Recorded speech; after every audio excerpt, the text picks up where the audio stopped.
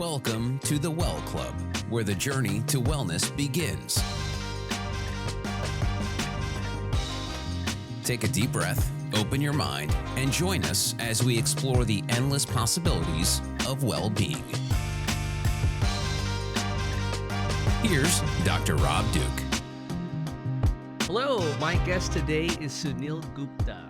He lost his dharma and then found it again. He's a tech entrepreneur and a visiting scholar at Harvard. He writes a lot of this dharma topic on his latest book called Everyday Dharma.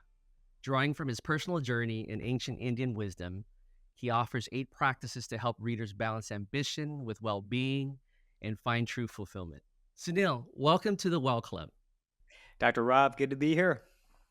So good to have you. I've been excited to speak with you today.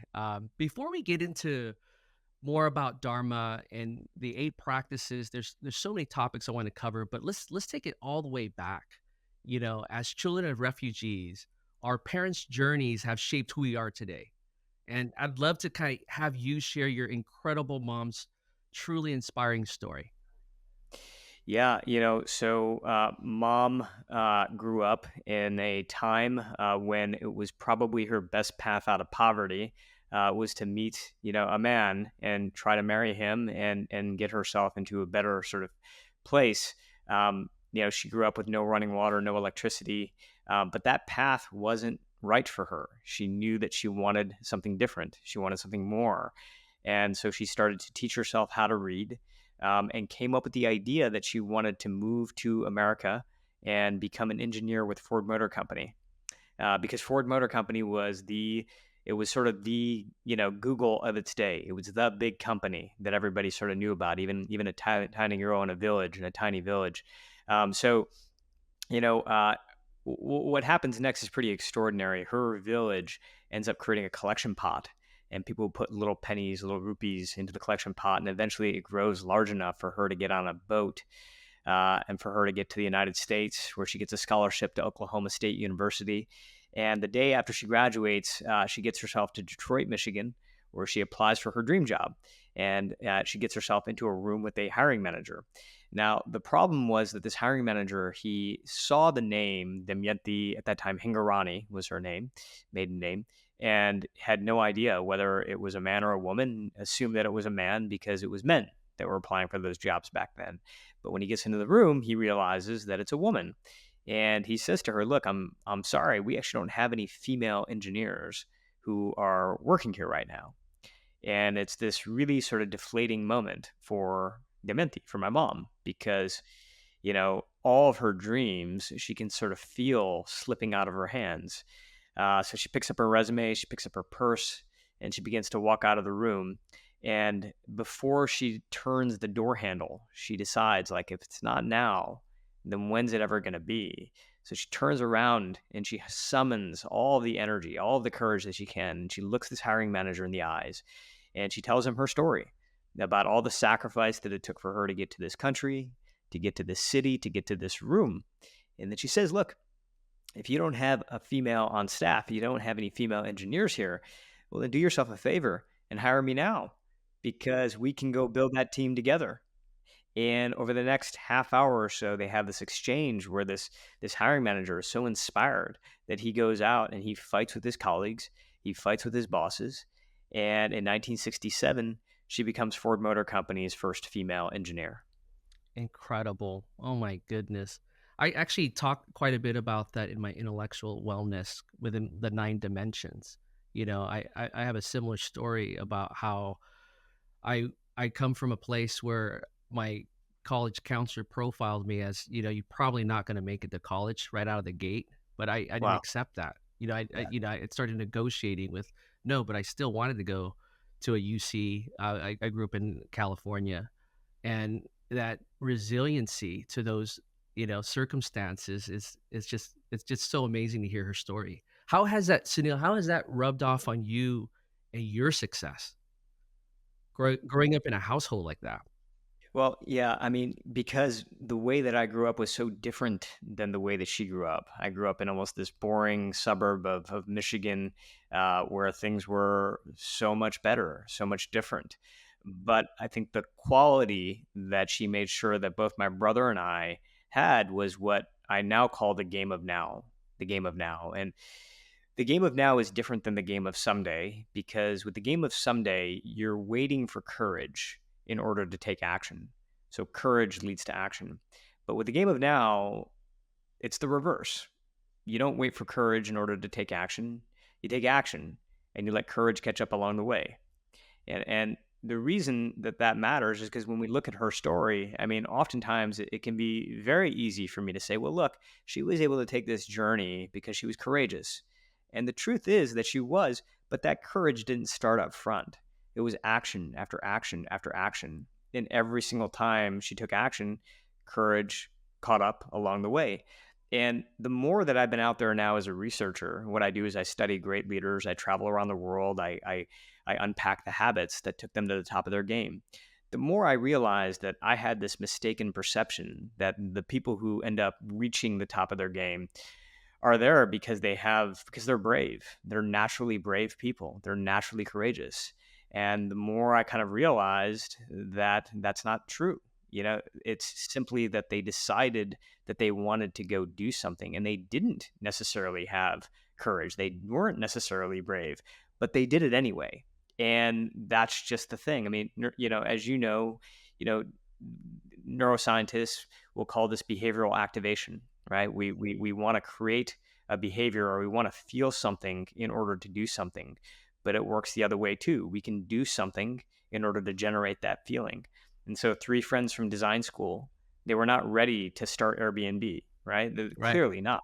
They didn't have the skills necessarily to be a CEO, to found a team like that, and certainly to manage other people. They'd done none of that, but they just did it, and courage catch up along the way. Ben and Jerry, who I spent a lot of time with for the last season of the show that I host for Amazon Prime. It's very clear to me that when they started that company, they had zero business experience. They had zero experience as entrepreneurs. But they decided that they were going to go do it, and they encouraged, caught up along the way, right?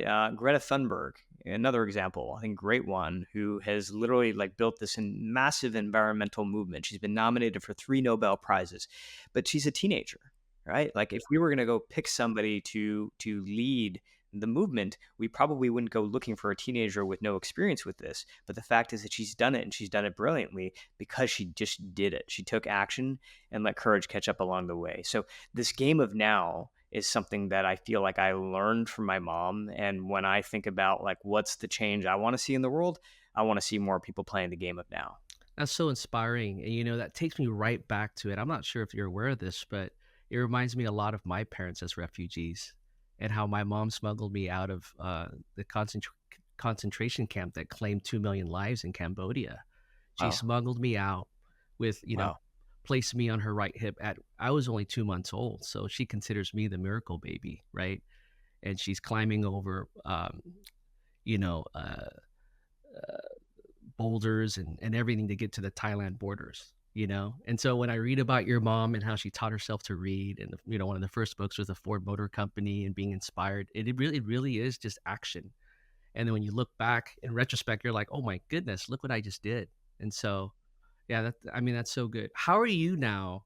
You know, being born into a household like that, transfer you have two daughters, right? So how Yeah. how do you simulate some of this to like promote that resilience, when it's not that they're growing up in a village and having to face some of these circumstances that forces them to take that kind of action? Such a great question, because I think about it all the time. In some ways, I really feel, and I wonder if you feel this way too, is I feel like I'm a bridge in some ways between the values that my parents had and what my kids will end up sort of inheriting, right? So it's about how do we sort of pass on resilience, even if we were born and raised in very different environments and they have to deal with very different things. What I've sort of come around to is that that doesn't necessarily need to be, a refugee story to put this stuff into practice. Like my daughter is about to start middle school tomorrow morning, and she's so nervous Right. about it right now, right? That's I a mean, scary time. It's a scary time. I mean, she's about to go from this elementary school that just has a couple of hundred kids. The school now is like almost like a feeder for all the elementary schools in the area. So she's about to like, be in a school with thousands of kids now, right? And it's just it's a pretty intimidating thing for her. But I think this idea of, instead of trying to wait until you're in this state, or instead of trying to create a feeling that allows you or gives you permission to go do that thing, to go do it and realize that being scared is okay. In fact, it's actually part of the journey, like it's part of the experience.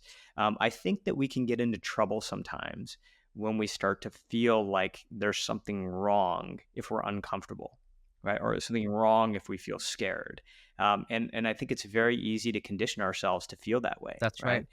right? But I think this idea of how do we get really comfortable with being uncomfortable, I think that in the end of the day is what probably allowed your mom, your family to do what they did, was that they were able to find little ways that even when the world felt like it was caving in around them, they were able to find these little solaces of comfort. So I want to be able to pass those along to my daughters as well. There's an activity that we do. It's really simple, and it comes from Dr. Kristen Neff's research. So she wrote the book Self-Compassion, which is still kind of one of the books that I refer back to a lot. And one of the tools inside the book is what she calls the soften, soothe, allow meditation. And it's a very quick one, but what she basically says is every time you feel that level of discomfort inside of you, there's a tendency for us to want to push that out, right? Right. Because we don't want it to belong, right? But whatever we resist persists, right? Whatever we push against grows stronger inside. So rather than trying to push out that uncomfortable emotion, that pain, the discomfort, whatever it is, the soften, soothe, allow meditation, what it allows you to do is just go, like, actually locate where that is in your body. Where do you feel it the most? Is it in your belly? Is it in your chest? And I will literally guide my daughter through this. I'll say, put your hand on that spot. Where do you feel this discomfort in the sphere about middle school? Go find that spot. And instead of trying to push it out, soften around it, right? Step one, soften around it, right? Step two, give it some love, soothe it, right? So literally just talk to it. Say, hey, you know what? I know this is scary right now, but I've got you. And step three is allow. So just allow for it to be there. Create space around it, allow for it to be there. And we will do that. We will do that exercise, soften, soothe, allow. We'll do that sometimes, like, Matt, it's like a couple times a day, because she's constantly encountering these new situations where she's like, I don't know about this. I don't know about playing lacrosse. I don't know about singing that song in front of my friends. I don't know about going to middle school. So there's constantly these things where we can start to apply, I think, probably some of the same things that my mom was applying when she was on a boat to this foreign land called America, where she had no money when she arrived, didn't know what was going to happen on the other side, but still the tools that she used can still be used today. Absolutely. And what a great training ground. And I would go a step further from just the discomfort to even embracing failure in these stages. What better time to learn it now?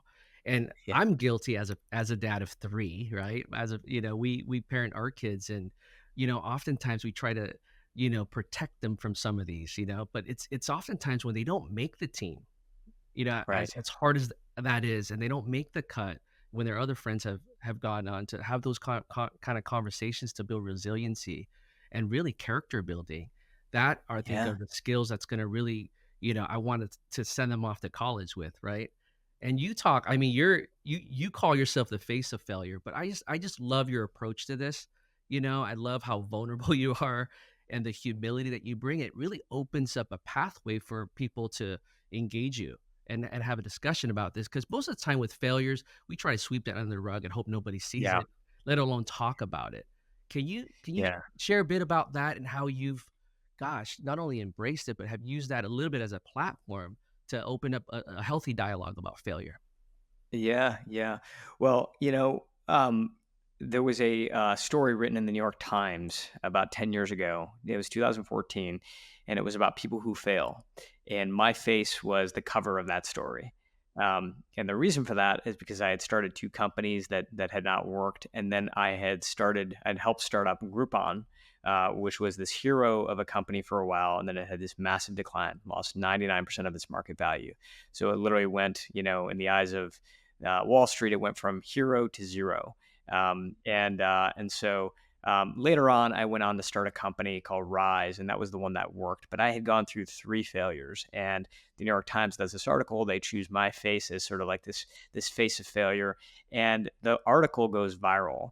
And there was a point in time when you could have Googled the word failure, like that's it, just search the word failure, and my face would have been like your top search result. Um, and so like, I would joke about it at the bars with my friends. Like we would all kind of like, I would accept like sort of like I would try to make as much light of it as Yeah. possible. The truth is that it really stung because I wanted to be perceived as successful, right? Like I wanted my friends, I wanted my family to see me as a success. And now every time they looked at my name, it was going to be synonymous with failure. And, it was really my mom, actually coming back to her, that, I talked to a bunch of people around this time. I was kind of digging my head in the sand. And my mom kind of reminded me that all these people that I admired probably had failure stories as well. And the quote that she kind of gave to me was that long term success often comes from these short term failures or embarrassments. So if you can do something with it, if you can learn something from it. And so I started to use this article as a way to actually forge conversations with people that I really admired. I would literally send this article to people who had no idea who I was, but I admired them. These were Oscar winning filmmakers, these were celebrity chefs, these were coaches of professional sports teams. I'd find their email address and I would email them a link to the article, and I would say, hey, as you can see, like I don't really know what I'm doing, but I would love to get some advice. I'd love to learn more about your journey. And the response rate to that email was like way higher than I would have thought it would be. And it just paved the way to some of these early conversations. And I have not stopped having those conversations. It's been over 10 years. I've now had, hundreds of in-depth conversations and moments of study of what I think are some of the most exceptional people on the planet.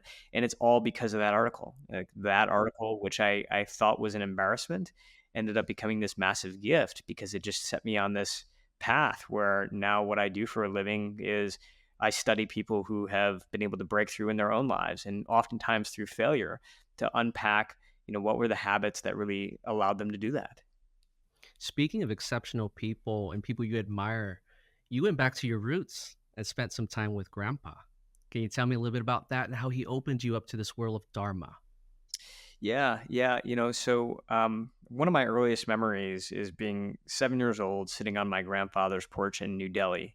And my grandfather, he was just like this legendarily large Indian man. Like he was bald, glasses, and just this giant figure. The first time I heard the word bodhisattva, the first person I thought of was my grandfather. He just like exuded this spiritual energy, but he was also a man of very few words. And my favorite thing to do was just sit there on the porch with him in silence, looking out at the streets of New Delhi. We watched the streets come alive, usually very early in the morning. So like, we would see fruit cart vendors, we would see rickshaw drivers who were like firing up their engines. We would see, the streets, cows ambling to pastures. Like for me as a kid from suburban Michigan, this was like a really wild Oh, yeah. thing to take in, right? And so I'd sit there and he'd be sipping on his chai, and one day he, again, man of few words, but one day he breaks his silence and he points to an Indian flag that is waving in the distance. And he says, hey, do you know what the center of the Indian flag represents? And so I look at it and I see the colors of the flag. And in the center, there's this navy blue wheel. And he says, that is the Ashoka chakra, or the wheel of Dharma. And what he says to me is that as I get older, he's telling this to a 7-year-old kid. He says, as you get older, life has a way of speeding up. Every year is going to feel just a little bit faster than the year before it, right? Until the wheel is spinning faster and faster and faster. He's like, when you get to my age, it's spinning so fast that, years are going by just like that and that. He's like, and you have to pay attention to not getting yourself to the outside of the wheel, not falling to the outside of the wheel, but staying on the inside of the wheel, because at the inside of the wheel, the center is who you really are. That is your dharma. So knowing knowing when you're connected to that place, knowing when who you are and what you do are in alignment, and noticing when it's not in alignment so that you can bring yourself back to the center of the wheel. That was one of the last conversations that my grandfather and I ever had. We'd spoken over the phone after that a couple of times, but I never saw him again.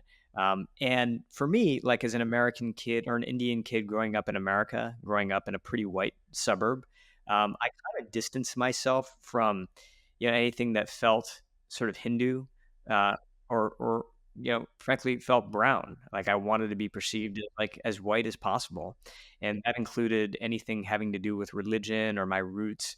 I kind of wanted nothing to do with it. I wanted to separate myself from that. But throughout my life, that conversation, that moment with my grandfather continued to call at me. I mean, literally, like I would be, in the middle of my dreams, I would wake up having seen him sitting next to me on a porch, pointing to that Indian flag, and it just continued to call at me. And eventually, uh, as somebody who felt pretty lost in my life as well, I said, what does this philosophy of Dharma, what does it really mean? And what can it offer me right now? And that's when I started to get really curious about it, and decided to pursue writing this book. Yeah, I love it. I think it's so fundamental to all, even within my nine dimensions of wellness. When you talk about wellness and well being, and you're looking at career wellness to physical wellness to spiritual wellness, I think this is so integral. And you mentioned a lot about outer and inner success, and like the arrival, fallacy. I certainly experienced that firsthand. I slaved over and built my first company. Yeah. I had I sold a company, and then I thought it was all bliss. I thought it was all, just gonna be just amazing. And, I actually found myself in a really dark place shortly after, because my identity was so wrapped up into the role that I was playing there, who I was as a clinician, as a CEO. And it took me a long time to kind of navigate through what is this that I'm actually encountering, and why am I experiencing what I'm experiencing, and why hasn't it turned out the way that I thought. Yeah. And we talk about the false idea that money cannot buy meaning, and you start to really go down this rabbit hole of really exploring now more inwardly, who is my true identity. And I think it has a lot to similarities of what you're talking about with this dharma concept. And so, can you talk a little Yeah. bit about, like how how you view outer success and inner success and this whole interplay? Yeah. I mean, so the arrival fallacy was coined by Dr. Tal Ben Shahar, who, basically said, look, when we sort of are conditioned to believe that we're going to reach this moment of arrival, when we're going to feel complete. We're going to feel sort of this lasting sense of joy. We're going to finally have enough money in the bank. We're going to finally have enough status, enough respect in the eyes of our peers, where we're finally going to feel like, hey, we're good now.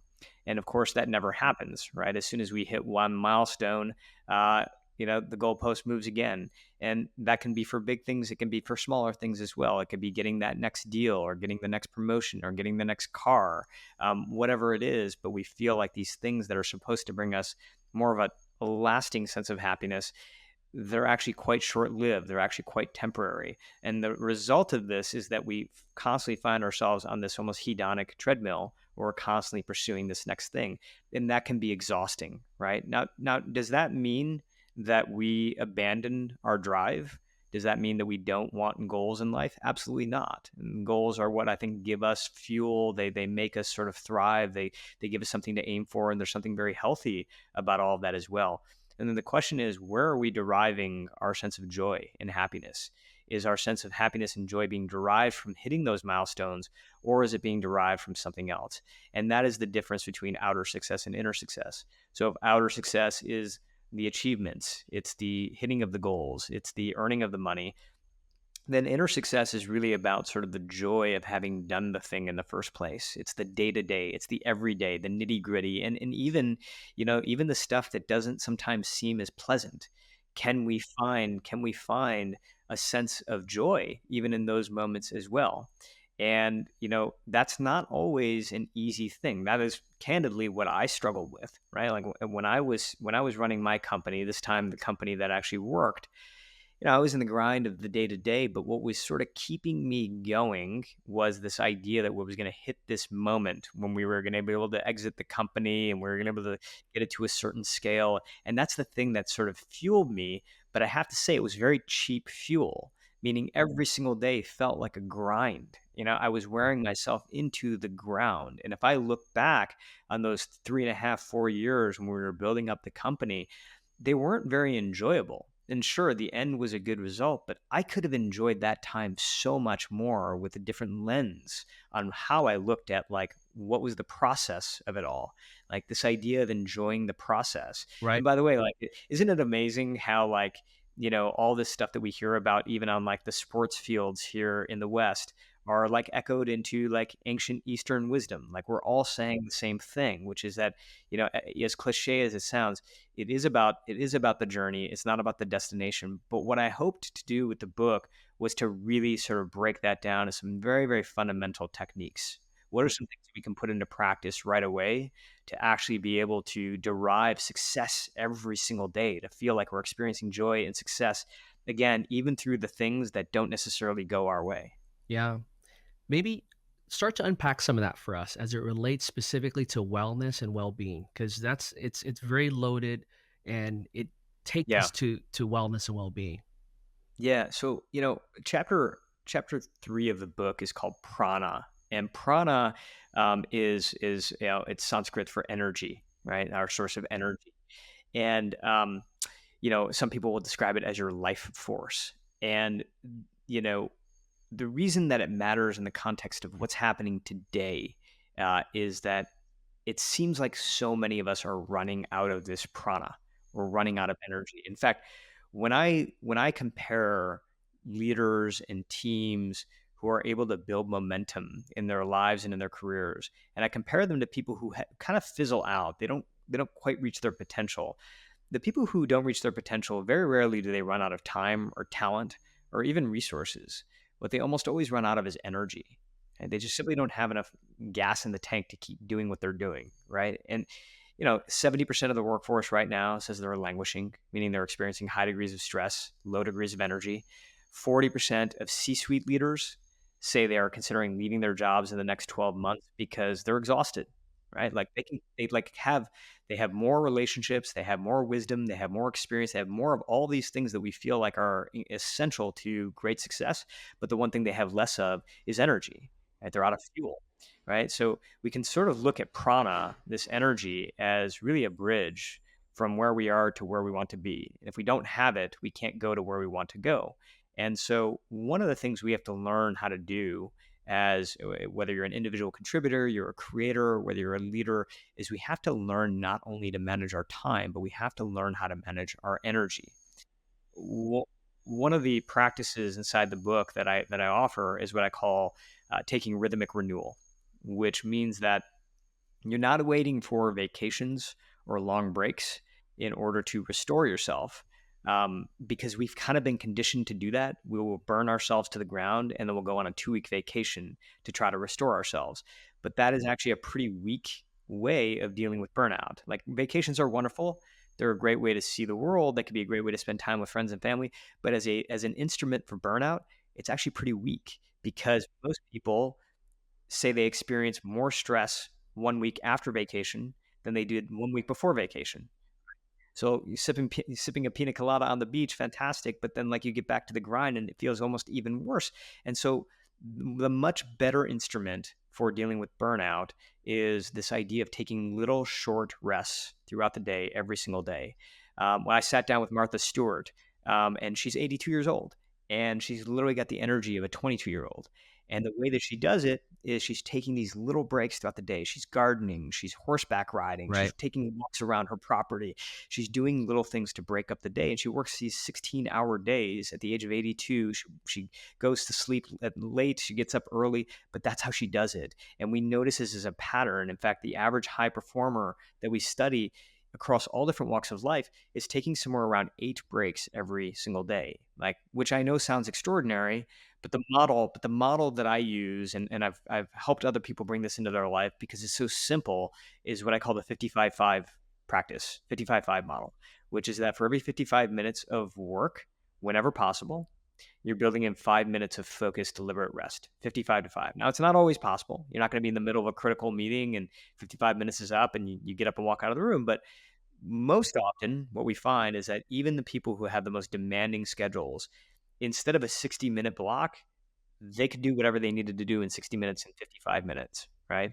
Instead of a 60-minute meeting, they could do a 55-minute meeting. And then they could use those other 5 minutes to restore themselves. And what the science tells us is that each of those 5 minutes is going to make the other 55 minutes far more productive, far more creative. You're going to have much more energy. And that energy, by the way, is going to spill over to the other people in the room as well. That's absolutely right. I mean, we talk about this all the time when we're looking at the autonomic nervous system and, moving from the state of fight and flight and that stress response to getting to a state of relaxation. And essentially what you're doing is a healthy dose of just pounding that in throughout your day, you know. Much like, I mean, someone can also say, I want a beach body, and they've never worked out all year, and 2 weeks before you work out, they're just feverishly running on the treadmill. It's not gonna really do it for you, right? So, Yeah. yeah, Yeah. I love that concept.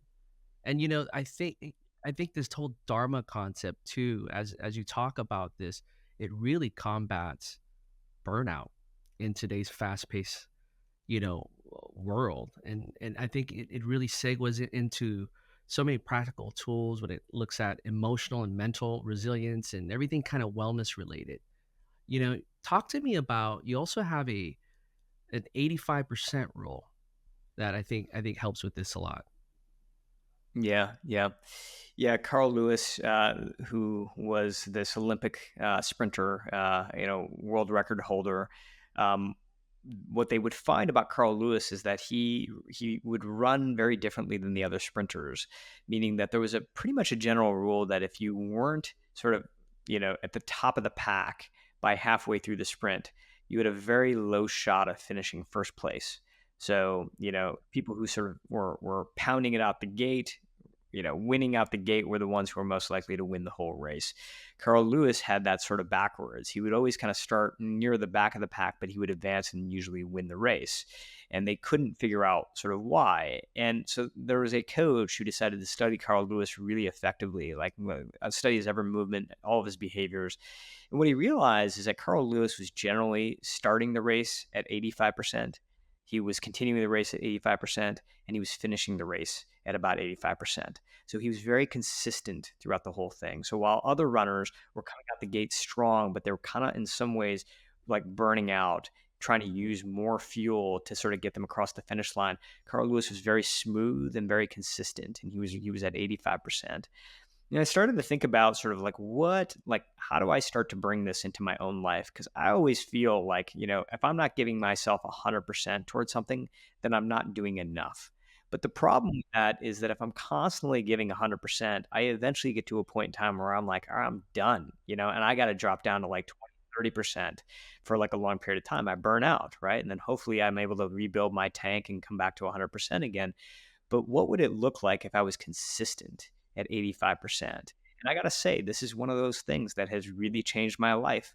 When I started to kind of look at it that way, I started to kind of breathe more easily when I'm looking at my job. I started to have more fun. I'm like, what? I'm going to just dial this to 85% and I'm going to go, and I'm moving. I'm focused, I'm dialed in, but I'm not intense, right? And I that extra intensity that I thought would serve me, I didn't realize was such a handicap for me, because not only internally was it making me feel fried, but by the way, it was also expanding to people around me as well. If I would walk in, as an example, when I was leading teams with my company, and I'd walk into a room and I had this really intense stare about me, and my fists were clenched, and my sort of like I was determined, and my teeth were gritty.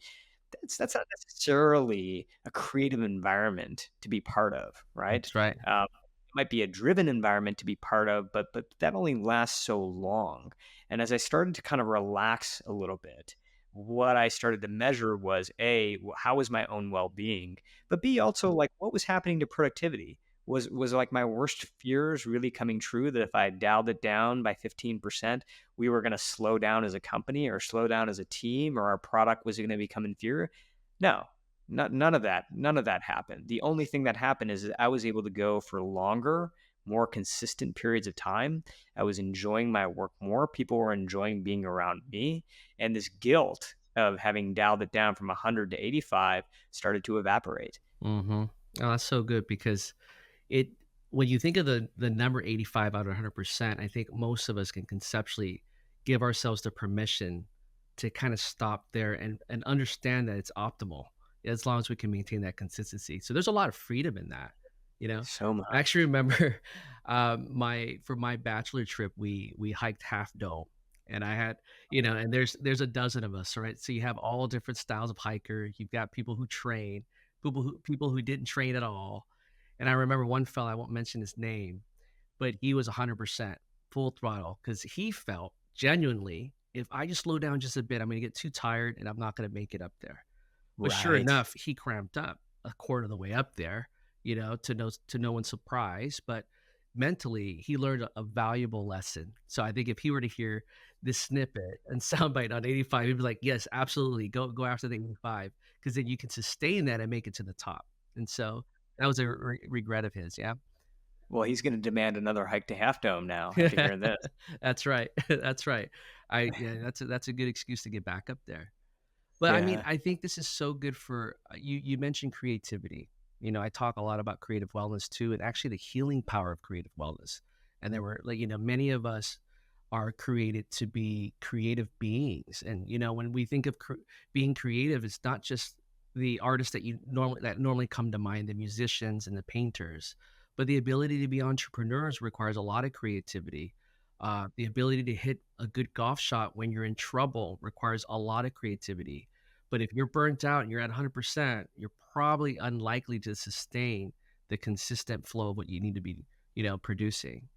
And so just and again, it kind of comes back to this beautiful idea of the inner and outer success. It's almost like an inner movement of success that we really have to breed into this culture, that it's very tempting and so easy to look at the outer success because that's what everybody sees. So we mask ourselves and we take care of our bodies, and we feed our minds with a lot of, books and get the intellectual wellness in, but then there's a matter of the human spirit much deeper that I feel like it's often missing in that conversation, and why I in neurobiotheology really try to bridge the three, because we feel like all three needs to be there for full well-being. Like, what good is it to be well but not really holistic well-being at the forefront of it all? And I think bringing that into the workplace is so important. So when we haven't really fully heard your definition of dharma, we've talked about it at length. What's your kind of simple explanation of how one should view dharma? Yeah. The simple definition is the alignment of who you are and what you do. When you are bringing who you are to what you do, whatever that thing is, you are in your dharma, right? And so it doesn't mean, you have to go do anything that is extraordinary, or even, something that you believe is extraordinary. It can be done in everyday events. The way that I literally clean up the dinner table, after we're done as a family dinner, I can be in my dharma doing that, because I'm bringing who I am, the spirit of who I am, to that act of clearing dishes. Um, and so when we feel those two things are aligned, we start to come alive in a brand new way. And again, these everyday things can start to have more meaning for us because we're bringing ourselves to the equation.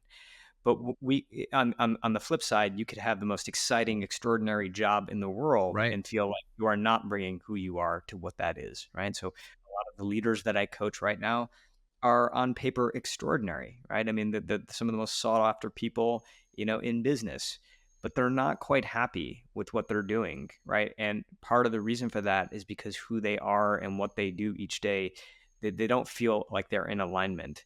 And in some ways, and we talked about creativity here just a minute ago. I kind of look at this as a sort of like, an old fashioned old-fashioned transistor radio, where you sort of had to tune the channel, right? You had to tune it just right in order to receive, right? And if you did it just right, you would receive the right signal and you would be giving the right signal, right? And you, in some ways, are the radio, right? And your job is to tune things the right way, right? And part of the reason that we talk about things like the 85% rule, slowing it down just a little bit, is because if we're too entrenched, when we're too focused, too intense, the channel, the frequency is just off, right? So we're getting stuff done, but we're not necessarily playing the type of music that we want to be playing. We're not receiving the type of information and signal that we want to be receiving. And so sometimes these little tweaks can sort of be like magical. You're literally turning the knob just a little bit and you start to realize, oh, like this can feel a lot better. This thing that I'm doing, I don't have to leave it. I don't have to abandon my life in order to transform the way that I live. I can make these little tweaks. So, like, just for example, for me, one of the things that became apparent is like I wasn't spending enough time listening, and not just listening to others, but listening to myself. So when I started a journaling practice, I would literally sit down in the mornings and I would write one thing at the top of the page. And that one thing was, what will you have me know? And I don't even know who I was really talking to, right? Was I talking to God? Was I talking to the source? I was talking to something that was not me, but I just wrote, what will you have me know? And the words would just start to flow. They would just start to flow. All this advice would come to me. And it was about relationships, not just with my work, but it was relationships with my wife, with my kids, the way that I engage with my community. All these insights would come to me. And all I needed to do was I needed to listen. So just tuning for me, this act of journaling was just tuning this knob just a little bit. It was literally 15 minutes each morning doing that, would tune it a little bit so that I could actually receive the right signal. And then as I was receiving the right signal, then all I needed to do was open the channels. If I opened the channels, I could start expressing that in a much more authentic way. Same job, same deadline, same meetings, but I was bringing more of who I was to what I do. The concept of this dial and you journaling reminds me a lot of these ancient practices that we can now kind of resurrect and bring into, modern wellness practices, through apps and what have you. There's a lot of great aids out there, and we're building a platform Yeah. now for that. But, how does spiritual spirituality play a role in your practice daily? What role does that play in meditation and prayer and in hearing things clearly and being in the right frequency? Yeah, yeah. I mean, the way that it plays a role for me is really just the whispers. Like, I feel like I'm constantly being spoken to, and I know it's not me. Like, I know it's not like as simple as the mind coming up with ideas and like I just feel these things that come to me. My first book was a book called Backable, and it was all about how to get other people to believe in your ideas, right? And the reason that I wrote that book is because I feel like when we come up with an idea, in some ways I feel like it's a gift that is being bestowed upon you, right? In some ways, like an idea that you get really excited about, it hits you. And oftentimes when I ask people, like, how did you come up with that? It's not like they sat down and wrote down like a bunch of things that eventually like led to this. It wasn't an equation that they came up. It was like an inspiration, a moment of motivation or inspiration. And so the point being that like, either you believe that that was like, just purely cognitively created, or you believe that also there's some external influence here. And I happen to believe the latter, right? I believe that we, as smart as we are, ideas come to you. They organically come to you, and then you become a vessel for those ideas. And the question is, what kind of vessel do you want to be? Especially the ones that really appeal to your heart, the ones that really sort of motivate you, and you're like, oh my God, I really want to see that exist in the world. Then you become a vessel for it. And so, the point being, again, coming back to the channels, is like opening yourself to the whispers.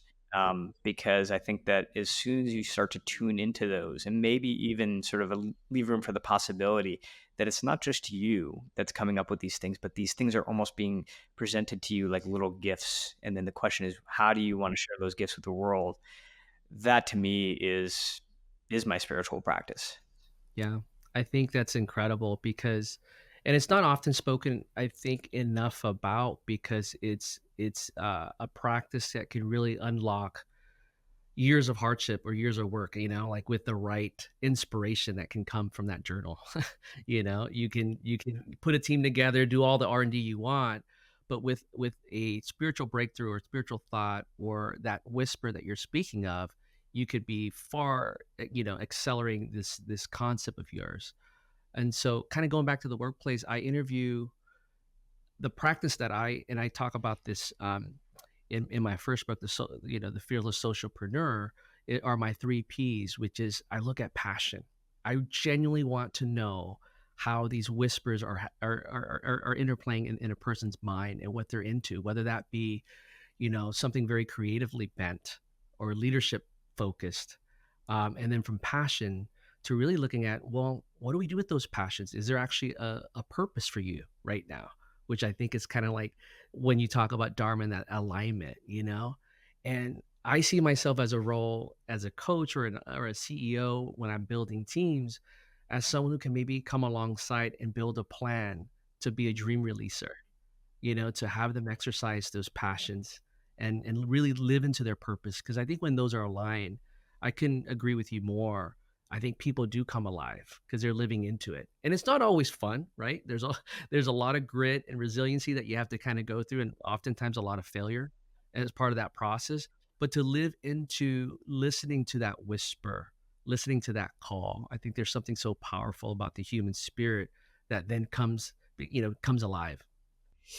Yeah, and I love that, man, because I think when those things are aligned, you know, win or lose, you're advancing every single day, because it's something that you care about, right? And if you care about it, arguably, I mean, I sat down with Bill Gates for part of my research, and one of the things that he said is like, success is a lousy teacher, right? And we learn we as you know, like we learn the most from our failures. And if the goal isn't necessarily only to win, but the goal is to grow, like I want to become something, right? Then I think every single experience, no matter what, win or lose, becomes grist for the mill, right? It's all useful. I love that you also talk about after kind of my burnout phase, after selling the company and kind of going through my own slight depression and kind of coming out of that and really pursuing wellness and well-being. What does that really mean and where did I miss the mark?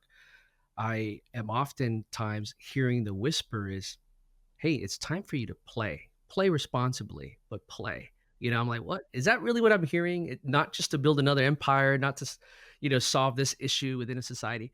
No, it's just to play because I think play, when you think about, I mean, children learn language to play.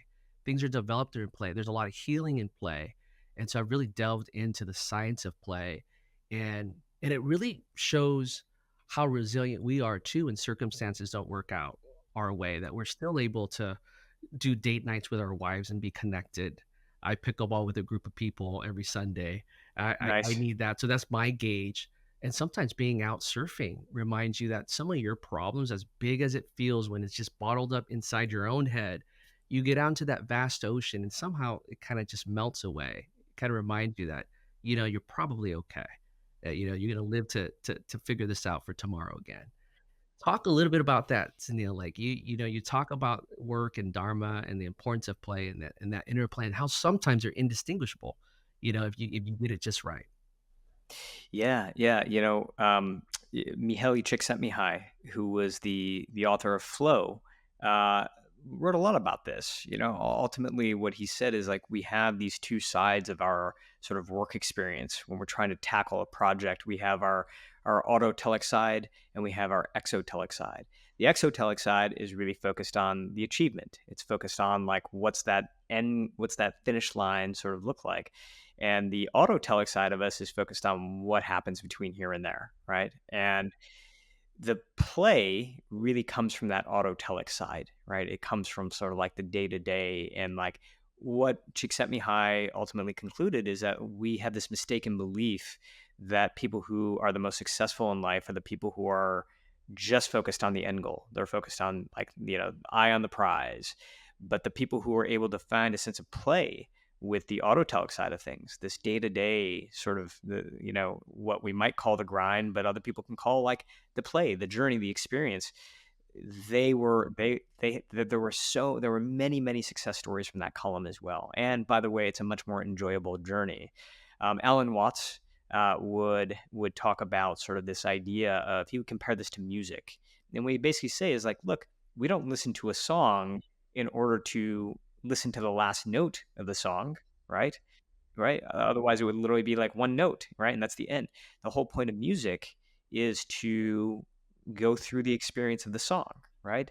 And so in the book, I write about sort of taking that into what I call the music mindset, having a music mindset where when you're going into something, it's about every note of the experience that you're trying to create. Like you're creating a composition, right? And yes, at the end of the composition, there probably is a note, right? There may be a closer to this composition, but you're not living for that. You're starting to experience joy from what's happening between here and there. So finding like little ways to have fun with what you're doing is really, really important. I wrote in the book about this runner. Her name is Dina Castor, who loved running as a kid. It was something she really, really enjoyed. But as she became more competitive, got into high school and eventually college, she burnt out because her focus had shifted almost entirely from the act of running to the act of winning. And so she quit. And she was like somebody who everybody regarded as like, she's going to be one of like America's great runners. And she left. She left the entire sport. And finally, a coach named Joe Vigil came around, and he ran the Mammoth Running Club. And he came around and they connected, and he introduced her to a brand new philosophy. And what made Vigil really interesting as a coach is he had gone to places like Africa and he had studied how they ran. And what he realized is that while in the United States, we focused a lot on the numbers and on the metrics, they were kind of focused much more on like the joy of running. And he wanted to bring that to runners in the United States as well. So he literally did away with the numbers and the metrics. And he said, I want you to have like as much fun as you possibly can out there. That's what we're going to focus on. We're going to bring you back to the joy of running. And I know for a fact that we bring you back to the joy of running, you're going to run longer, you're going to run harder, you're going to run faster. That's exactly what happened. She became she got back into the sport. She ended up becoming the fastest marathon runner in US history for a woman, and ended up breaking all sorts of records, and it all came back to this joy of running. Now, how do we apply this in our day-to-day lives? Because there are so many like little tasks throughout the day where I'm like, well, I'd rather not do that task, right? Right. But what I have challenged myself to do is literally to ask myself a question, which is, how do I have fun with this? Yeah, I would literally just ask myself before I walk Yeah. into a meeting. I don't want to walk into. I just ask myself, how do I have fun with this? And Yeah. typically, Rob, the answer will come to me. It Right. just will, Yeah. just by asking myself, by opening that channel of awareness. How do I have fun with this? Yeah. Something will come up, right? You're And looking for I've it. been Yeah. I'm looking for it. I'm open to it, and Right. the answer will come. And it's bizarre because there are situations where I feel like this is going to be devoid of joy no matter what I do. But I simply ask myself, how do I have fun with this? And something will come to me that won't necessarily make it the most pleasurable experience ever, but it will make it so much more like joy filled than it would if I just treated it like, well, this is just something I've got to do. Yeah. I love that. I love it. All right, my friend. Well, I have both of your books here. Is there anything that you left out or wish you would have expanded, or a third book perhaps that you're working on right now in the making that you want to share? Well, I think we should end where we began because we talked about the game of now. And I think so many people out there right now are playing what we've been taught, which is the game of someday, right? We wait for courage, we wait for readiness, and then we take action. And the challenge with that, as we all sort of know, is that we can't necessarily take time for granted. Like, we don't know how much longer we're going to have. We can never be certain about that. And so, if you're listening and if anything I said resonated with you, my encouragement is just play the game of now. Like, if there's something out there that your heart is calling for, something that you're being called to do, Don't fall into the trap of believing that you need to wait for courage in order to take that move. Take the move, take action, and let courage catch up along the way, because it always will. Yeah, it reminds me, if you follow your calling, those whispers, you will be equipped along the way. It just happens that way. And Yeah. oftentimes we think we have to go prepare, we have to go and train and do all these things before that. Yeah, I love that. And Sunil, for our listeners, how do they get a hold of you and get involved in what you're up to? Oh, thanks for asking. Yeah, just go to my website. It's just suneelgupta.com, and you'll find access to newsletters and to some more information and links to the books, anything you need, and also my contact information is on there as well. Feel free to reach out. Sunil, so good to have you on the show today. Thank you so much for your time. Thanks, Rob. This has been The Well Club. Remember that wellness is not a destination, but a continuous path of growth and self-discovery. To learn more about Dr. Rob Douk, go to drdouk.com. Until next time, stay curious, stay inspired, and always remember to nurture your well-being. The Well Club is a production of Forbes Books.